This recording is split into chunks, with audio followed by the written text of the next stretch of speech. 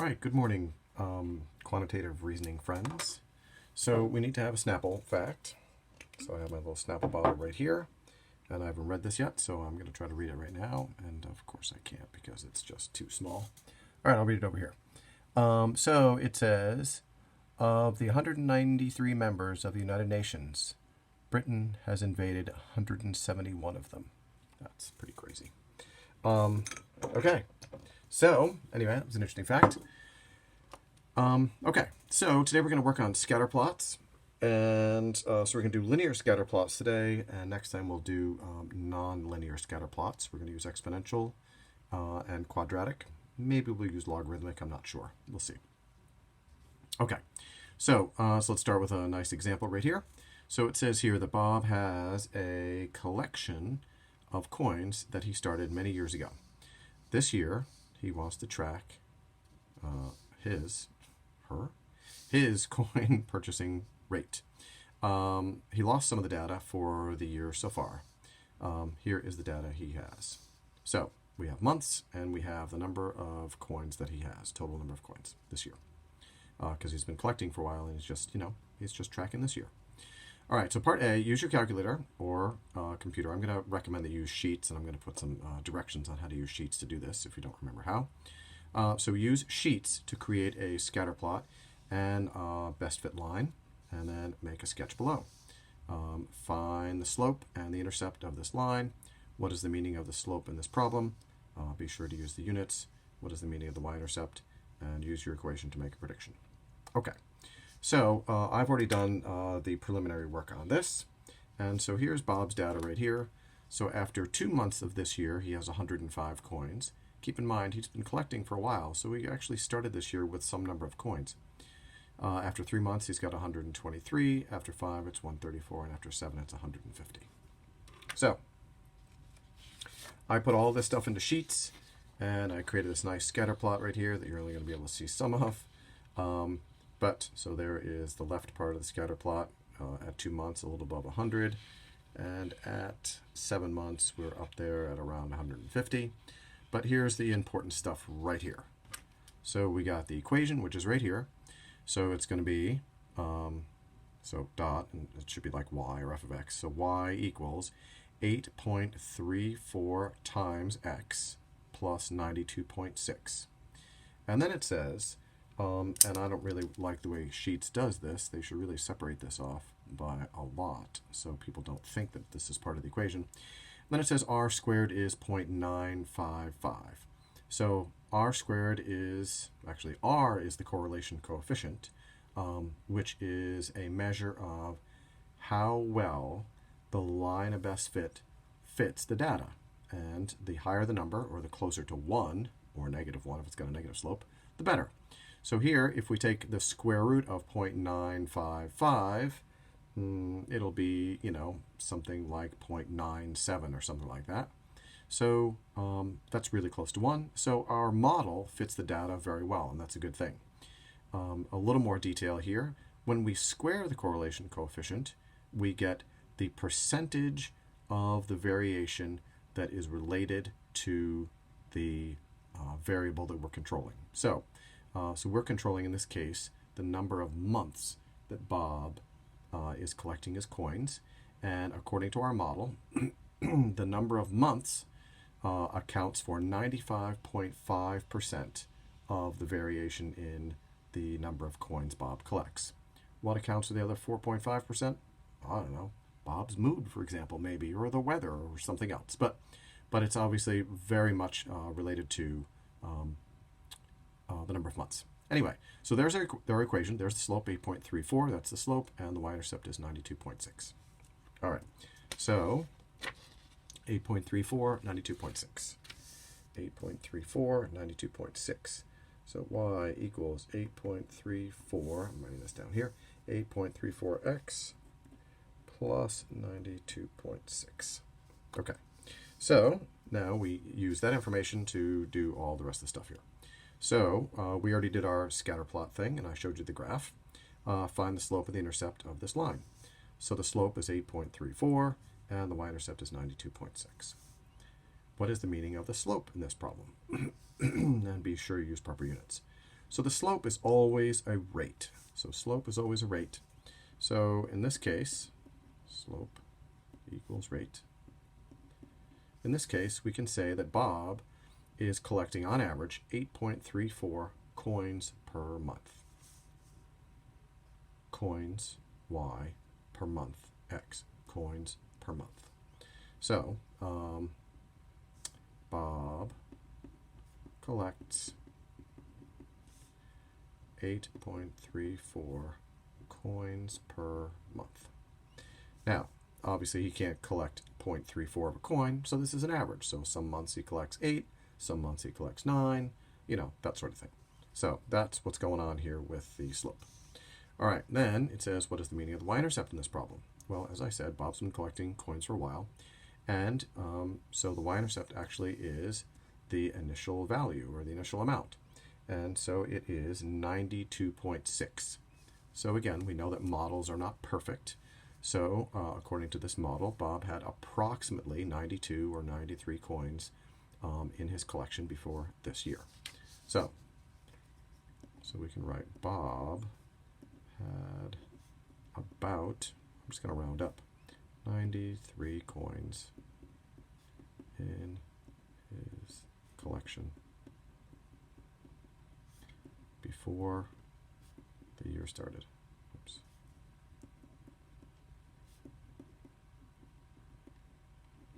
Okay. Then it says, use your equation to predict how many coins he will have in December. Well, of course, we know December is the 12th month. So we're going to put 12 into the formula right here. And so we're going to do y equals 8.34 times 12 plus 92.6 plus 92.6. And if this was 0.33, that would be even nicer, but it's not. So I'm just going to use my little phone here to do my multiplication. So 8.34 times 12 is 100.08 plus 92.6 makes 192.68. 192.68 coins. So that means that that's about how many coins Bob's going to have in December. So we can call that 193 if we'd like.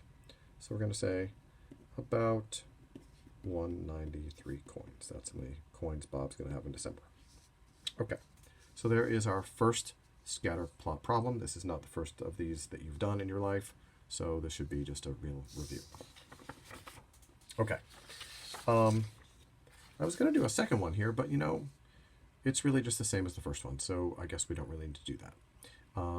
Yeah, so I'm going to skip that, keep our video a little shorter today, and let's move on to doing some graphing.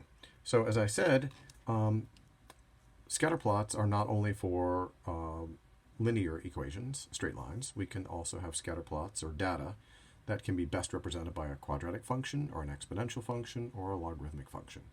So I want to just make sure that we remember something about parabolas, quadratic functions obviously, and then something about graphing exponential functions, and then we'll be able to use those next time for modeling data that is not linear, not in a straight line.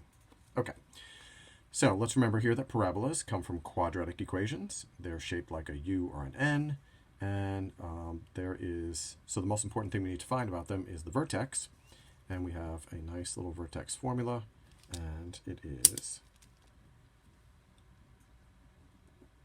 x equals negative b over 2a. So this tells us the x coordinate of the vertex.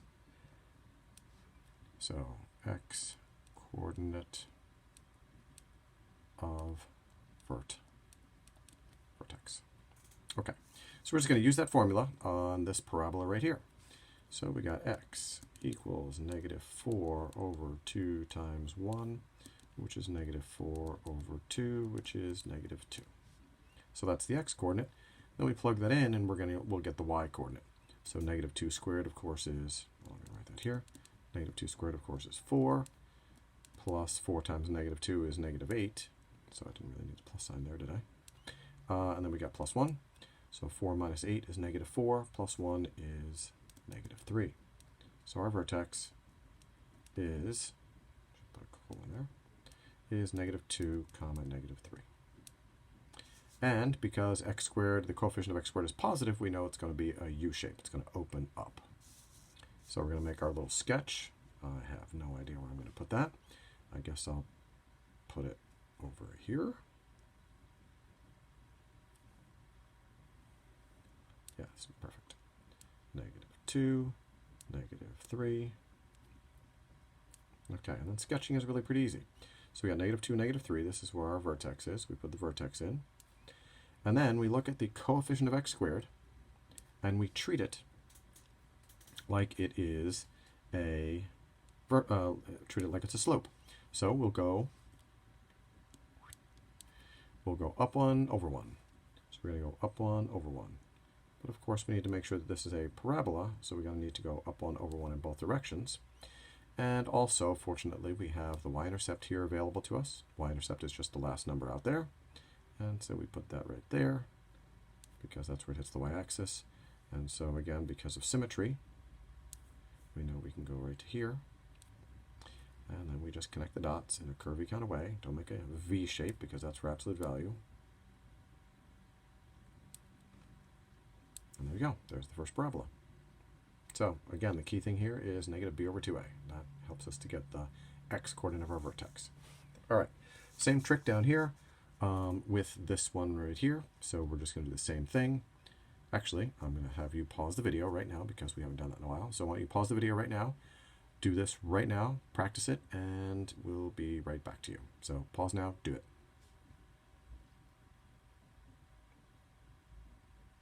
No, really, pause it. Now do it.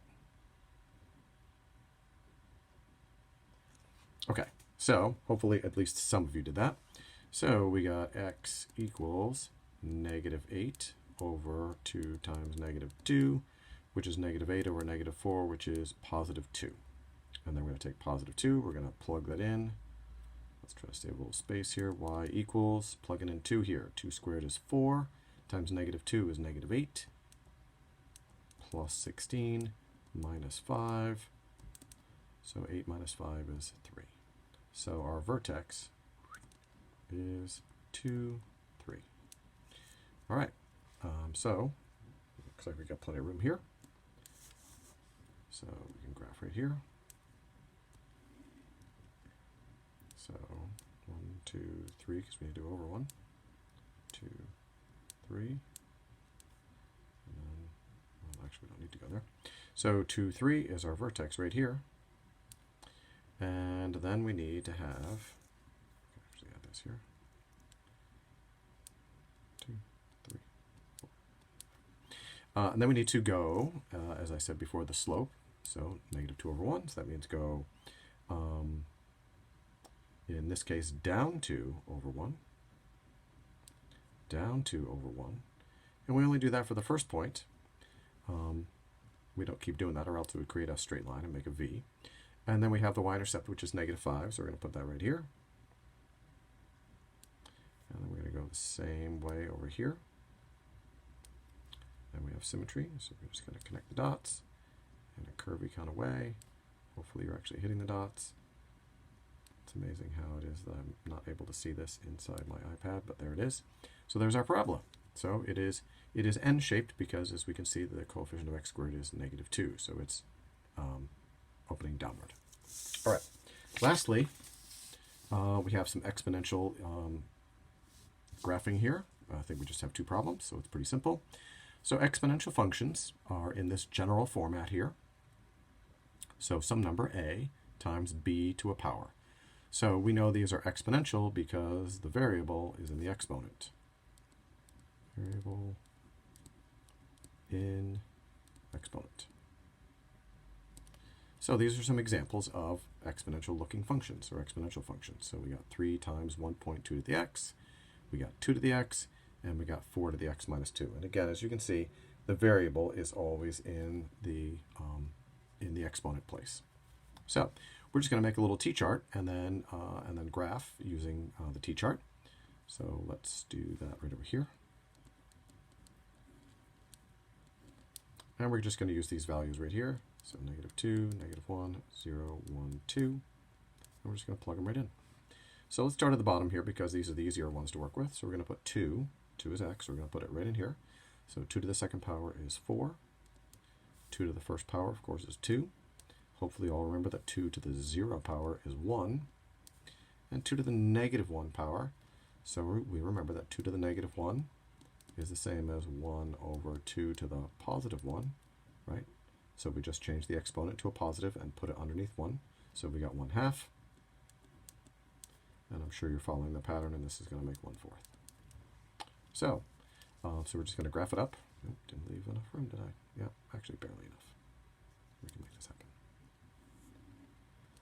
All right, so we got 1, 2, 1, 2. So we got 2, 4, 1, 2, 3, 4. 2 4s right here. And then we got 1, 2 is there, and there, and a half. So -1 is a half, and -2 is a quarter. And so we can see that this function is gradually getting closer to the x-axis, but it's never going to hit it. And so we say that the x-axis is an asymptote, which is a boundary line. Asymptote. So this is the boundary line. So the parabola, or sorry, the exponential function actually never hits the x-axis, just kind of runs along it, like a dog running alongside an electric fence that's been buried. We're going to go through here at 0, 1, because anything to the 0 power is 1, and we're going to be going upward.